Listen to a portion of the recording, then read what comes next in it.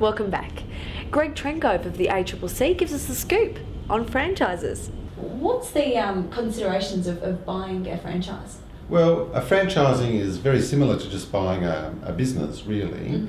The fundamentals are the same, is you need to be profitable, you need to be successful, and you need to win the support of customers. And there's two parties to that business model. There's the franchisor, who's actually selling a business, and then there's the franchisee. So the franchisee is actually purchasing a license to become a part of that system. They'll often have to pay an upfront fee to buy in, and there'll be also ongoing royalties. When you pay a license fee, it's for a set period of time. So let's say, for example, I've entered into a franchise agreement for 10 years, and that's cost me $300,000 over 10 years. At the end of that 10 years, I will no longer be a franchisee, unless they renew me, but I will no longer be a franchisee. I will have to re-buy into the system, and that $300,000 has diminished year by year. So at the 5-year point, the residual value of that franchise is only $150,000. A second element of franchising is you will pay an upfront fee and you'll pay ongoing royalties. Franchise systems that are structured on a higher royalty payment would tend to suggest to me, at least, that the franchisor's productivity or the franchisor's profits are coming from your success. So what are the advantages and disadvantages of owning a franchise? Well, some of the advantages are it's an established brand, that you'll get training and support. It's a system that's worked elsewhere, that you get the benefits of buying power and joint marketing. That's all very attractive for people that are looking at buying a business that have no business experience. And the disadvantages? Well, the agreement is for a fixed term, and that means that at the end of that fixed term, either you get renewed and have to pay the fee again, or that's the end of the agreement and you have to walk away. The other key consideration that a lot of people don't realise is that it's a system and you have to operate within that system. Franchising is not good for people that are innovators, that are creative.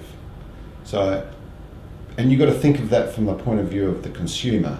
Because if I go into McDonald's and I order a Big Mac, I don't want that franchisor to decide that should have pickles and relishes because they think it's better. So from a consumer's point of view, I want to go into a McDonald's and get the same thing wherever I buy it. So if you're an innovator and you can't help yourself but to fiddle with the system, you won't get along with your franchisor, and maybe franchising is not really the best option for you. You also must realise that you may have restrictions put on you by the franchisor around the supply of goods and the products you can buy, and they normally do that for quality control reasons. Franchising is also set up around royalties and fees, which are ongoing.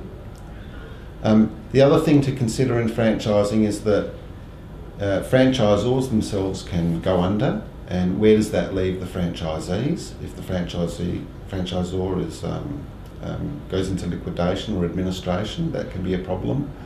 Or alternatively, you could have a rogue franchisee in your system that brings your business by association into disrepute. So what should someone looking to buy a franchise do before they sign a contract or put money down? I'm just assuming here that they've already started their negotiations with the franchise they're looking at buying. Well, the first thing is not to get too emotionally committed to a particular franchise until they've had an opportunity to look at all the facts. Now, under Australian law, franchisors are obliged to provide buyers with a disclosure document under the Franchising Code of Conduct.